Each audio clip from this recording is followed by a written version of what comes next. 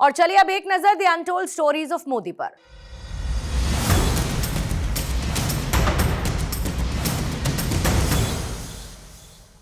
जिस तरह हम कहते हैं कश्मीर से कन्याकुमारी, वैसे ही मोदी जी ने नारा दिया अरुणाचल प्रदेश से गुजरात तक। और सिर्फ कहा ही नहीं, बल्कि अरुणाचल में काम भी वैसे ही करके दिखाया।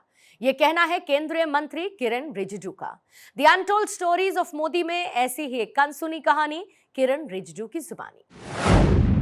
प्रधानमंत्री जी नए नए पदभार संभाला था तो उन्होंने इस बात को दोहराया और याद दिलाया कि सूरज उगता है अरुणाचल प्रदेश से हमारे देश में और ढलता है पश्चिमी तट पर गुजरात, जो हमारा वेस्टर्न मोस्ट पार्ट है। तो इसको कनेक्ट करने का उन्होंने जो नारा लगाया कि ईस्ट और वेस्ट को जोड़ना है, जैसे हम लोग कहते हैं कि कश्मीर से कन्याकुमारी, तो ऐसे अरुणाचल प्रदेश से गुजरात तक।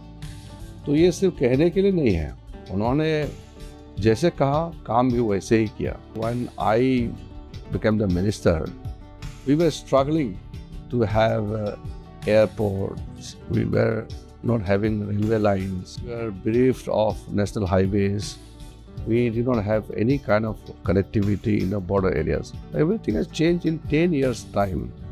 So if you count, it will be a long list. For example, the opening of Bhupen Hazarika Setu, the opening of the airports at Itanagar, the railway projects, and the Trans-Arunachal Highway, which was struggling, Modi ji completed it.